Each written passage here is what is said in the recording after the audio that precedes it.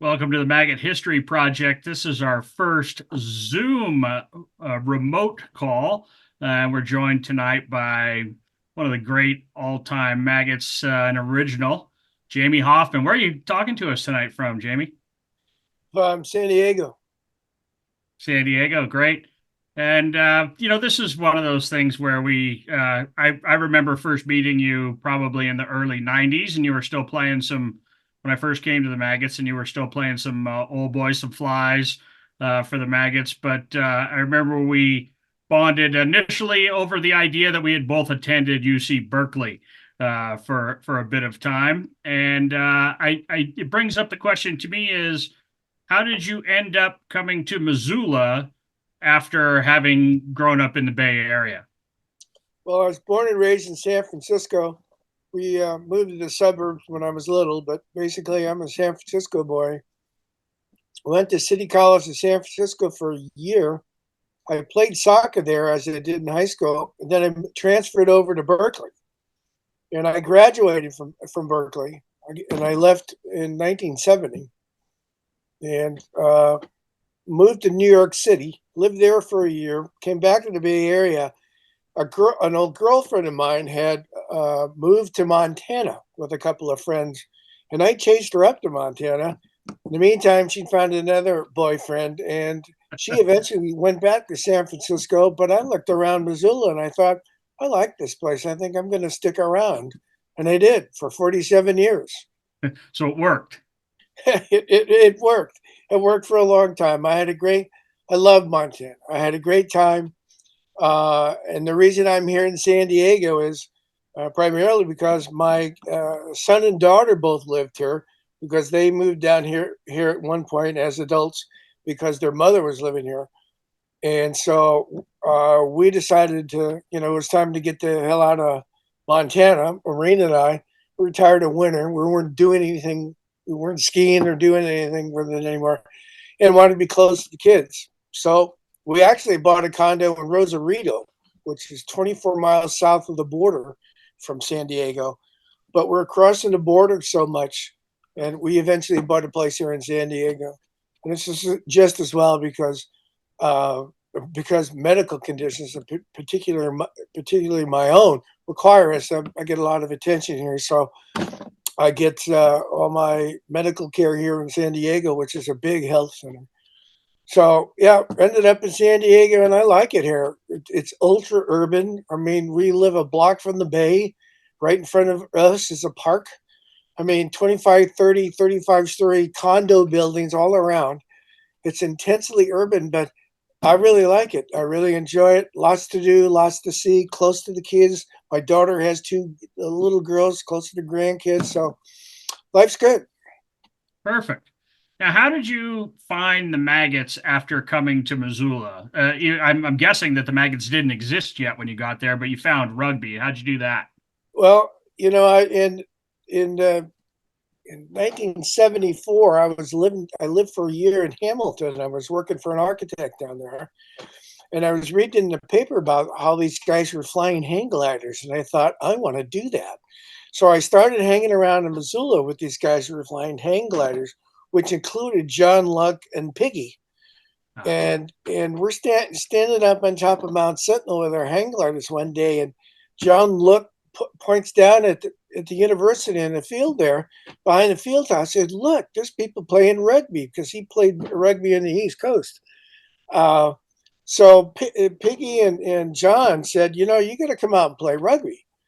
So that winter, and this is 75, I think, we're working out in the gym, prior to the spring and, doing practices. And so finally by springtime, when on my first rugby trip, played my first game, went to Spokane, and where the Maggots won the Spokane tournament, and they were just beside themselves. This is the first time they'd ever won anything. So I played one game there, and that's how I got into the game, and I loved it. an immediate love affair, right? Oh yeah, and I was 28 when I started playing. Well, I should back up and say that at Berkeley, I played soccer, but a friend of mine who moved up from UC Irvine who had been playing rugby that says, you got to go play rugby. So soccer was a fall season. Rugby was a winter season at Berkeley. I went out for the rugby team. I played for a couple of weeks, but all us rookies were put out on a field against the first side, and nobody was coaching us. I mean, I didn't learn a fucking thing. So I finally said, to hell with this, and I got to stay in school in order to avoid being drafted. So I quit. So I did play a little bit before I got to Missoula. But once I started playing in Missoula, I played for 25 years, and I only, I played till I was 53, and I finally had to hang up the boots because I just wasn't getting the job done. You know, I tell I my, know how that goes. I, I, I'm telling my 53-year-old body, okay, we're crouching down now, we're going to thrust through and tackle this 20-year-old. No, we're not. My body, we're not doing it anymore. So I quit. I hung up the boots, but still stayed in contact with the Maggots and attended all the home games and went on some road trips as well too. Now you've been on a few tours as well with the Maggots, correct? Yep. My first game was at the Spokane tour. My second game was on the second California tour.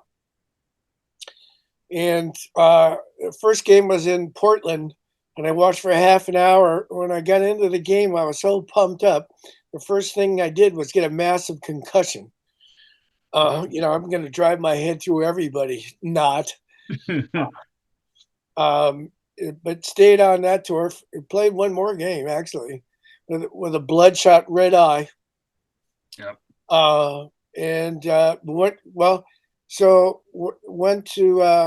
Went to the Caymans. Was on the 78 tour. I think it's 78 month-long tour of New Zealand.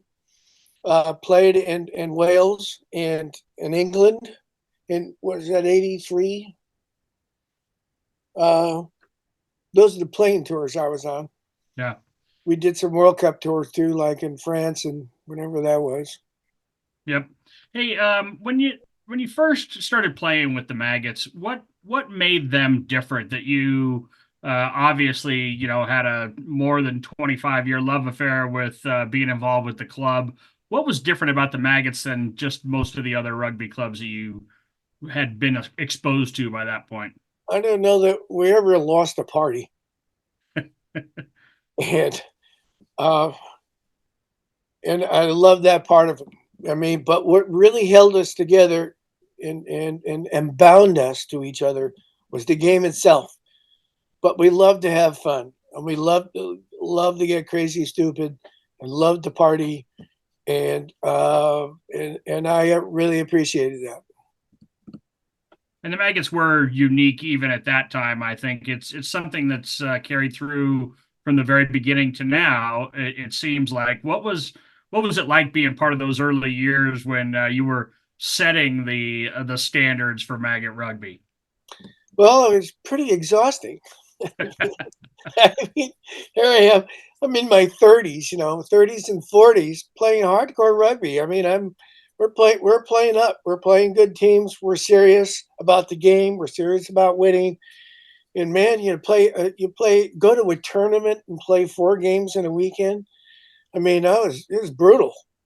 But even so, we still managed to make a statement at every party and every tournament affair that we attended, because we were determined to assert ourselves culturally, and we did. No, nobody ever forgot about us. Right. Not just the name. And that which brings up something I've asked a number of old time Maggots about this. Do you remember what the genesis was of the name Maggots? I've had a few different answers to that question, so I don't think there's a right or wrong. It's just what you remember. Well, what I remember was that, in the beginning in Montana, finding a rugby game was hard. There weren't many places here close by stateside to play. So we were going up into Canada a lot, because Canada is very big on rugby. Every town's got a rugby team. And someone said that the Canadians referred to us as those maggots from Missoula, and this is when we were the university. We weren't the Maggots, and the Maggots as a club didn't exist. We didn't exist until what, 76? I mean, because my first year in 75, I believe it was, I was playing for the university, and I played maybe for a couple of years before the Maggots formed. But that's the story I recollect being told. It's just that, the Canadians talked about those maggots from Missoula, and we like that. Decided to take that on, right? Yeah. And also the was the formal wear something that was right out of the gate, or did that develop over later years? Well, I think I remember. I mean, there's a photo of us playing in Canada, and I can't hardly remember it, but we were all dressed up. I remember there was Paul Smith in his bowler hat giving a speech, a requiem or something. At an early stage, and this probably was 75, 76. We were dressing up. We needed to assert ourselves, like I say, culturally, make a statement, stand out, be distinguished. I don't think that it has lessened any with the current maggots or any of the maggots in between. I think that's No, and I still still above. have some of my outfits. My dress up for the formal. I've kept a hold of them. I had a couple, and I lost one along with our many moves. But and I still like getting stupid. I mean, dressing's stupid. Is it stupid? I don't know. It's personality. Maggots are about personality. I run into a lot of people here in Missoula. I've lived here now again for about 5 years this time, and I noticed that a lot of people are friends with maggots and run in, and work with maggots professionally, but aren't don't really even know that they're maggots. That happens a lot. So I know you had a really long career as an architect in Missoula. How did the professional and personal lives of rugby and architecture mix over the years? I think it was in 1982. We lost to the university in the finals of the Montana championship game. I played fullback, and Shecky is running with the ball. And as a fullback, you take the ball. You don't go for the fake. You take the man with the ball down. And I did, but the price for it was he ground my face into the dirt. So I had this big scab in my face. Here I am, I was the chair of the Architect Society, who met every month for lunch, and I'm introducing the head of the planning department. And I started out by saying, I'd just like to tell everybody that it may be appropriate to say that, rugby for the middle aged maybe isn't really the thing you want to be thinking about, because I had this easy face, and so that was pretty. My professional peers, the folks I hung, the engineers and architects, the planners, city hall personnel, they all knew I played rugby. In fact, I'd be in my 60s and 70s, and people would say, "Are you still playing rugby?" You know, what do you think? I'm stupid? Yeah.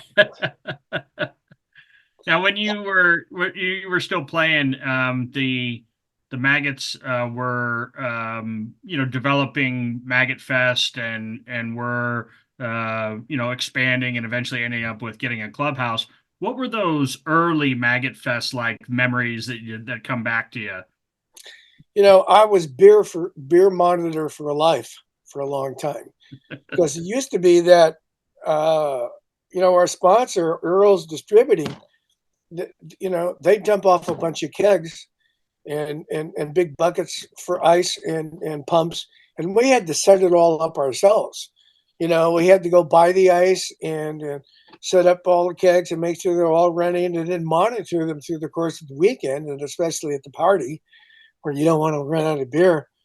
Uh, in the early days, it was kind of a do-it-yourself occasion, the Maggot Fest weekend and the Maggot Fest party.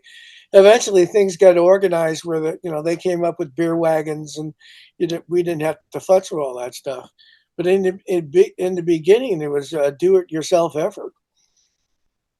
Yeah, and you've seen obviously the growth of that from a much smaller event to now what's obviously a much larger and better attended event. Does it still have the same feel? I don't know if you've been to one in a few years, but it does it still have that same kind of ethos? Yeah, I think so. I haven't gone to a party, Saturday night party in a long time, but I look at the enthusiasm on the field and how teams come here prepared to be, culturally assertive, as I like to say. They dress up, they party, they have skits, they want to have fun. We're still giving out the big trophy for the most honored side, which is the side who was the most fun. And then the Yep. smaller trophy is best play in the field. But I think the tradition is carrying on, and I'm really happy to see that. And there's a core of people, of younger people in Missoula, involved with the club who are carrying on those traditions, and I'm very happy to see that it's true. Now, one of the things that you mentioned about your kind of aborted start at Berkeley was you weren't getting any coaching. Do you remember getting much coaching with the Maggots? Who were the coaches when you first started, even if it Well, wasn't official? Rex was our. No, actually, there was a guy before Rex, another New Zealander, and I don't remember his name. Maybe in that first year, but then it was Rex, Okay. and Rex is Mr. Rugby. Rex knows Yep. rugby, and so we learned a lot from him, and I think we rewarded him by being coachable, listening to him. I mean, I wasn't there for it, but the Maggots went to the tournament where they played Stanford and just about beat them in the Bay Area. I think that was the year before I started playing, and he was so impressed and enthused to see that we could be competitive. That yeah, we're a bunch of party boy ne'er do wells, but we could hunker down and play the game and be competitive. And in great part, our ability in those early years was a function of what he taught us about the game. Yeah. He was our first guest on the Maggot History Yeah, project, and we had a really good conversation with him. He had, as you well know, really enjoyed his time with the Maggots. yeah, yeah. When he But comes back, he's emotionally moved by our camaraderie. yep. So if after Rex was the coach, who do you remember anybody else that kind of took it on in those years that was sort of really helpful in keeping the Maggots together and bringing on new players, that kind of thing? You know, we brought in occasionally out of country players or coaches rather, but often we were self coached. And how could I ever forget wanting to punch in the face King Bob because he was such an obnoxious fuck, and he still is. But he was worse when he was a coach. Ah, I heard so you guys had some epic training runs during his time. Training runs. There were a lot of running involved. Oh yeah, yeah. Take a lap. Fuck you. That kind of thing. Hey, the players that you must have seen a lot of guys come through the Maggots from different places. Anybody stick out as somebody that you thought, man, that guy is a hell of a rugby player? Got to think of Could be somebody. more than one. My memory is going to be hard to pull out the names of it, but we had Kiwis and Pomies who played with us who were really good, who kind of set the tone for us because their skill set and their intuitive knowledge of the game was so good. We would go to school on those guys, and you'd have to give me a while to pull out of my addled brain some of those names, and I can't think of them right now. Yeah, yeah, no, I'm just thinking more of like homegrown maggots that people that you thought happened to say like, hey, you know what, that guy he's a level above, or that's somebody who's really You know, maybe dedicated to the game. in my measure, maybe the best player the Maggots ever produced domestically was Mark Armstrong, a scrum half. He would make a game. He would change a game all by himself. Huh. But I tell you, another remarkable maggot-grown um, rugby player who I admired, who was an international caliber player, his cousins. I've heard that more than once from people from that era that he was a special athlete and a guy who picked it up really You quickly. know, when it was English teams tried to recruit him to come over and play with them because he was effective. Yeah, and that size. Well, yeah, and that's pre-boosting. Right, right. And then before you could lift those guys up, right? I And so you played mostly in the fullback position, right? For most of probably your career? played 90% fullback and 10% standoff. Okay. Never played in the scrum, not even a half in 25 years. But I went to college, so Yeah. There but are there I love fullback though because you you had the whole field in front of you. You had all 29 players, and you watched the enemy, watch your competitors, and try to gauge what their proclivities were and adjust and make them sorry they kicked. I love being a fullback taking in kicks because I was going to gain back whatever territory that I thought they were going to gain by kicking. Yeah, I love fullback. good spot back there. Hey, when you think of a certain match or a tour or something, is there something that sticks in your mind as, you know what, this typifies what the Maggots are and what we were like then? Is there a time or a match somewhere that sticks with you? You know, I think about our tour to England. It was in '83. Tom France organized, subsequent to meeting English players in the Caymans. Was it the Ah, Caymans? The Bahamas, excuse me. I didn't go okay. on the Bahama tour. It wasn't the Caymans, but uh, so this tour was set up by people we met in Esher, England, the Esher Rugby Football Club. And our first game there was about the fiercest game I've ever played in. And we lost like 23-13, something like that. We played respectably, but they were so hardcore. They were so tough. I thought they kept me so busy at fullback. I thought I was going to puke. You know, it was challenge after kick after tackle. It was that was a demanding tour. How many do you remember, like how many matches you guys played on that tour? Was it a couple of weeks Oh, or five or six. Well, we got homered really badly. Weston Supermare. It's dusk. The wind is blowing. This field is downhill like this, and we're getting homered by the ref. So badly. Uh, that's life, I guess. Yep, that's the way that works. Hey, I know that, and I know this for because I currently have six of your watercolors in my home. That you've been a long time artist and brightened people's lives that way. Did your time with the Maggots inform your artwork at all? I know that there's I have one that's I think the Blackfoot River with a couple of maggots in a float boat.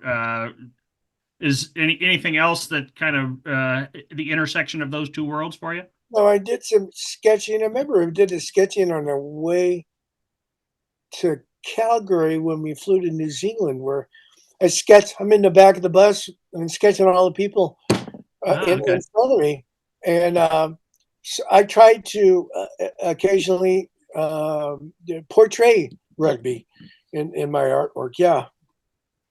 Do you still have any of that, or Um, you know, I got, you know, here, I got sort of a setup here. yeah?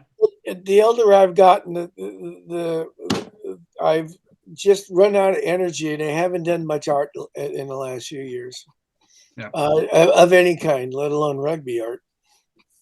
Yeah, no, I'm just curious if I know that there's a push to sort of bring in some of the old pictures and artwork and drawings from the Maggot newsletter and that kind of thing. And I was wondering if you had some stuff that you could scan and send in. I think that'd be really cool and appreciated of taking a look at your impressions of it, being one of the original Maggots, that kind Might of thing. be, there might be one or two pieces. I'll try to do that.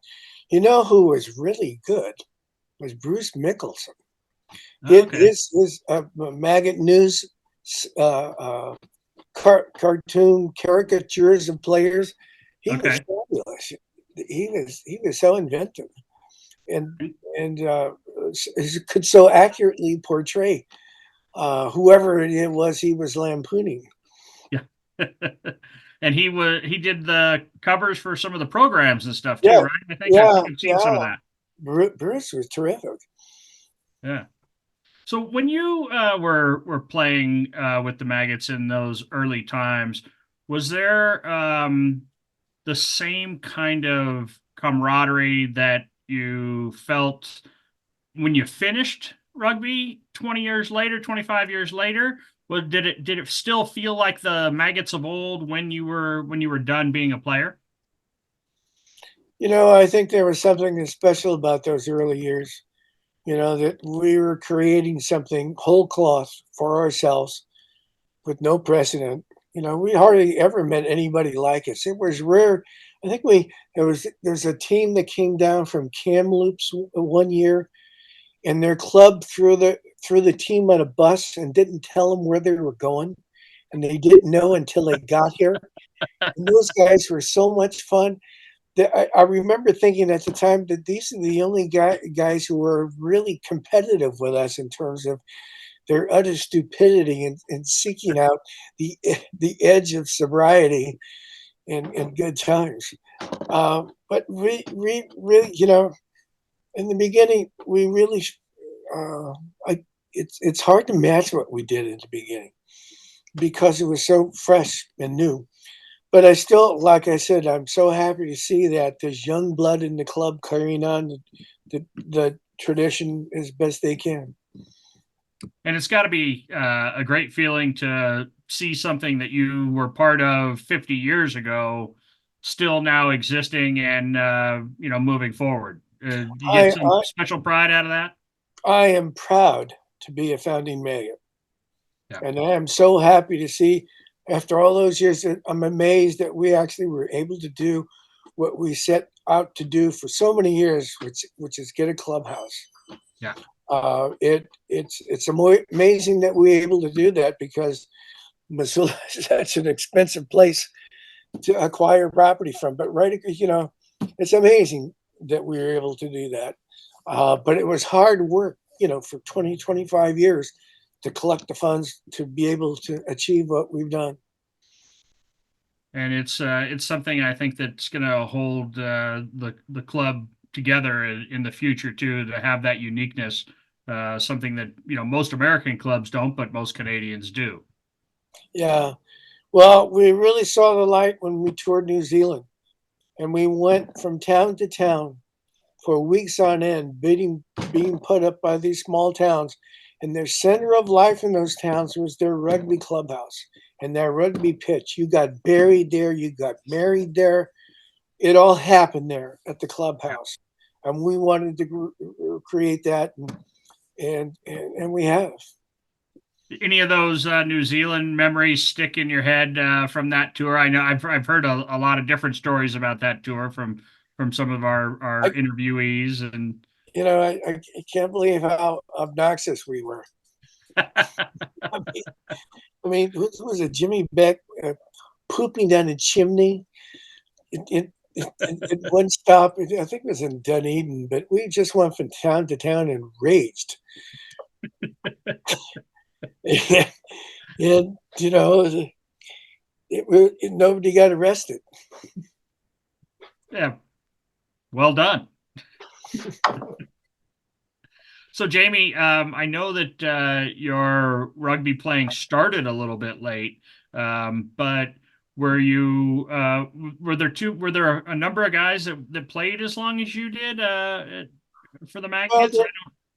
there, I don't know about who played us. Well, certainly Skipper outplayed me. Yeah, yeah, Begin with Mr. Rugby, Mr. Maggot, excuse me. yeah. Uh, but there were only two players who were ever older than I was on the pitch. Paul Smith and Bill West were both a Okay. couple of years older. I was all outside of them. I was always the oldest guy in the field, oldest guy in the club. Wow. Well, that's a good. And do you remember how? So you would have been there in those early years. How the flies came into being in getting games and that kind of thing. Well, you were a flyer if you were 30. I started playing at 28. Ah, It's like, come on, you guys. Think let's get more inventive. Because a lot of maggots were university players who switched over to the maggots when they graduated. Um, so I was a flyer almost from the beginning.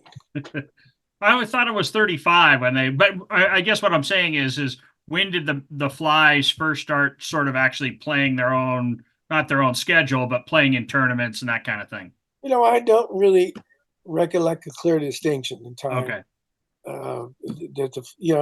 We had fly jerseys and so forth, but I think that was early on and kind of dispensed with because there were so many of us older players to begin with anyway. Right. Okay.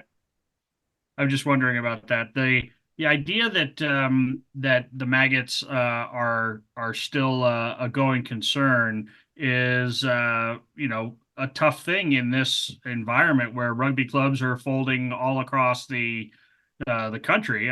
Lost a lot during the pandemic and such, but what is it, do you think, that makes the Maggots still such a strong club and with, I think, a pretty bright future? Well, I think all us old boys keep coming back home. We wanted. I will be in Missoula this summer, late July, early August, late June or early July. I don't have a schedule that I'm going to be at the clubhouse. I'm going to be hanging around and engaging in whatever activities are available. And all the old boys, I'm sure, are doing that. And I see evidence of that every time I go back and see how many old boys are still hanging around. It's embarrassing for, the guy with Alzheimer's here to remember the names of younger players. I know you, I remember your face, but I don't remember your name.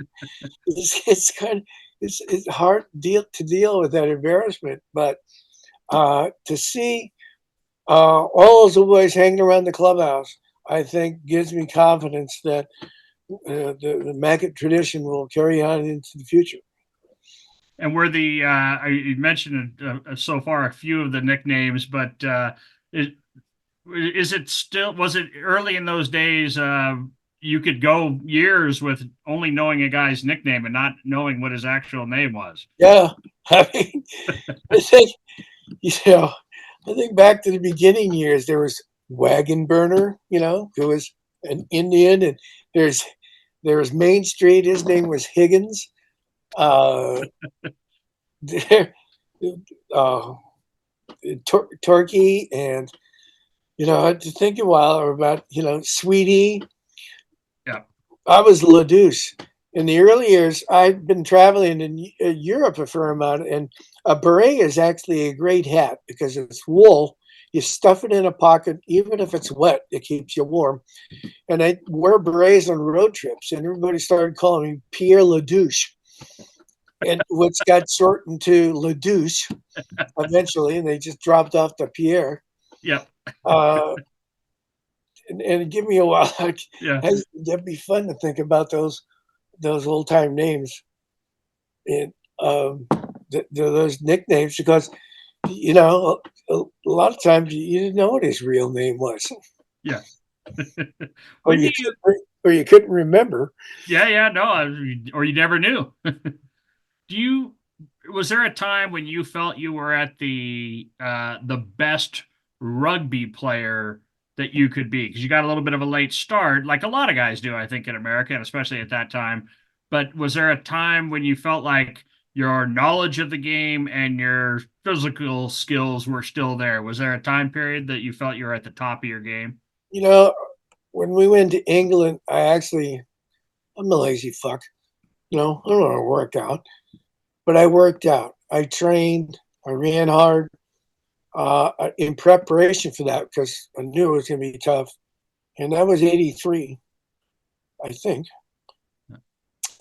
So 47, 23, trying to do a little arithmetic thing. Let me have another sip of scotch. I'm guessing you're about 35, 36 for that tour. Well, if it was 83, 47, 40, 87, it was, 36, 37. Okay. I played enough. I played for 10 years and had skills, the particular skills plus a sense of strategy for the game. And I was in shape. My late 30s, early 40s, I was competitive. Do you still watch any rugby down there? Oh You yeah, got I just watched Six Nations. yeah. Last year, Maureen bought me a season ticket to our local professional rugby team, the Legion. Went to every home game in a brand new stadium called Snapdragon Stadium. A lot of fun. A lot of really good rugby. And the Legion lost by a point in the league final. Ah, They're a really good team. yep. And that new stadium, Snapdragon, is that a good rugby viewing Yeah, place? it's a good venue. 35, 36,000. Yeah. And, Do you ever run into any old maggots down there, or people you knew from playing rugby when at any of those matches? no, didn't run into any maggots, but I'd wear some paraphernalia, some rugby paraphernalia. So I tried to identify myself. Yeah. Yep, well, San Diego's a pretty good rugby town Yeah. in my knowledge, just because of the Ombak years Yep. and a lot of really good collegiate rugby at San Diego State, Yes. UCSD, and Yeah. the Ombak tournament. Were the you mentioned the tournament earlier that you went down to? Did you guys go to the Monterey tournament? Is that what it was? A few times? I didn't go myself. Oh, I okay. said Monterey. That was the one where Rex said the Maggots all of a sudden showed him that they could play rugby because they almost beat, but not quite, Stanford. No, but I never made. That was before I started playing. And do you remember any place up in Canada that kind of struck you as a spot that was uh, particularly rugby friendly, or that the Maggots had a really good relationship with? We had 'Cause I know we you had guys a had to play a lot of Canadian rugby teams early on. we often were in Calgary playing the Rams. Okay, We had a relationship with the Rams, so we were there pretty often. Yeah, they had great facilities. yeah. And the down in the who were your in those early years for the Maggots? Who were your real rivals? I know in later years it became, Bozeman and Billings, but and a lot of with Kalispell. But sort of when I first started playing for the Maggots, it was kind of Kalispell and Billings. But was there some? What was your biggest rival that you felt like, man, we've got to beat these guys? The university, Ah, okay. the university beat us a couple of times, 82 and 84. Ah, And they okay. had really good teams. Barry Stuke, Shecky. Uh, some of whom came over to the Maggots eventually, but they had really good teams, and we did too. And it was head to head, and it was close. Yeah. That was the big in my mind. That was the big rivalry in my head. Ah, Later, okay. later, Bozeman had some competitive years, and Billings as well too.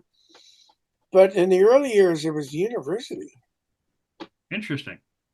Were there players that went kind of back and forth, or did they? I mean, in other words, did they stay longer with the university even after the Maggots were formed? See what I'm saying? Like, was it? I can't recollect exactly. In fact, Yeah. I don't know. For instance, I don't know if Shecky ever played with the Maggots. I think Barry Stuke, when he left, he was a scrum half. What a terrific player he was. Um, I think when they got out of school, they left town, so didn't see him again.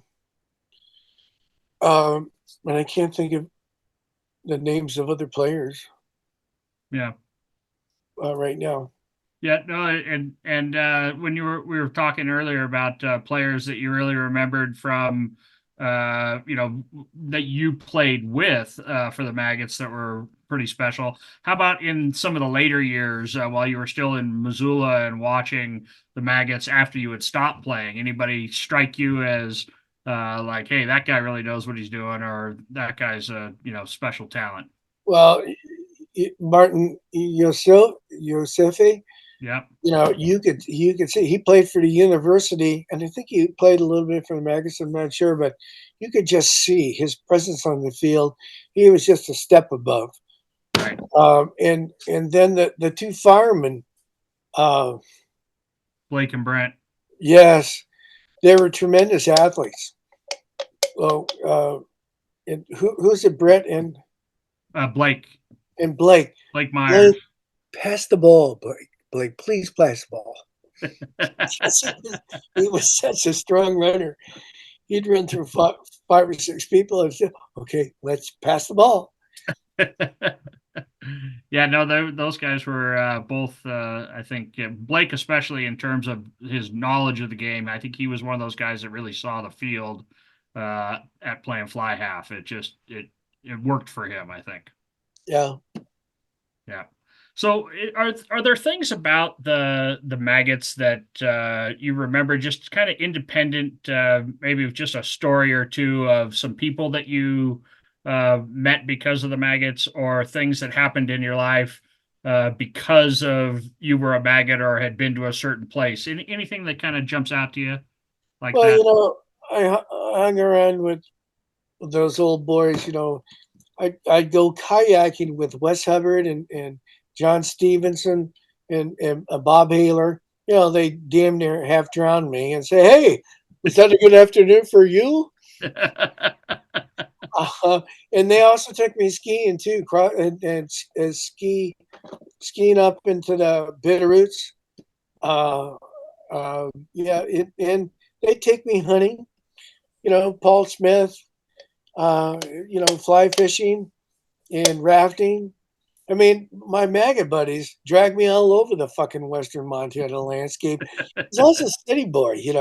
Yeah. I didn't hunt, I didn't fish, but I had a 30-30 with Dennis Danicky took me deer hunting and bird hunting down to Tom France, their place on Red Rock Lakes, which is absolutely phenomenal.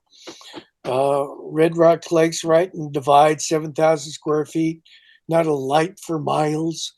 They Yeah. bought a schoolhouse. Managed to buy this schoolhouse in the middle of nowhere. So I had great times with my maggot rugby's going out and doing activities and doing things that I wouldn't have initiated on my own, but was happy to come along. And then one of the things that's continued with the maggots, obviously, is the bus. And one of the cool things about doing this project has been to hear stories of the original buses as they've been going through the years. Do you have any specific bus memories from those first The buses? donor party didn't give up.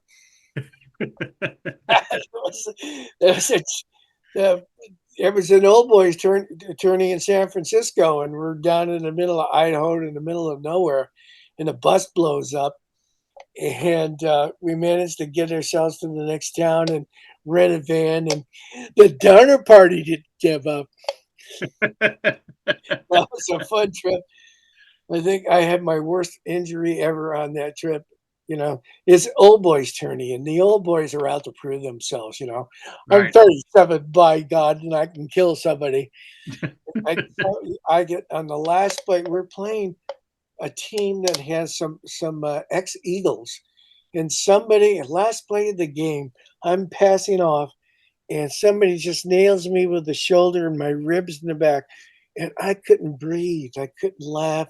I could, for days. Ah, I'm saying my folks are living there in the Bay Area, in San Francisco, and no, they're up in Sonoma County at that point.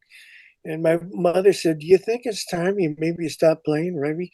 And I couldn't, I couldn't move. It hurt, and it was just a week of agony. No, Mom, it's okay. I'll be all right. I can still do it. It'll still be fine. So, Jamie, just kind of to wrap it up here, how did your sort of life develop because you were a maggot that you think it wouldn't have happened if that wasn't part of your existence? So much of my social life and activities were bound around maggotum. The play of the club, but like I said, activities that I did with my maggot buddies, it just preoccupied me, and I dream about it still. I mean, I often have dreams of, you know, I'm going to a game. Where's my fucking kit? I can't find my kit. How come I don't have any boots? Like, Yeah, hey, put me in. Wait, where's my? I don't have any boots. It has just invested my psyche, and I feel that I've been lucky to have had that exposure, that fun, those good times, and those people, all those people. Jamie, thank you. It's been a real pleasure to talk to you, and I'm looking forward to seeing you again when you come up here this summer. Yeah, I'm sure we'll be in touch. I'll announce my arrival. I'll let you know. All right, All right. sounds good. See ya. Appreciate it. Thank you. How was that? Outstanding. Hey, Jamie, What? I just got Bruce Mickelson's video of that tour to San Francisco when Columbus didn't turn back.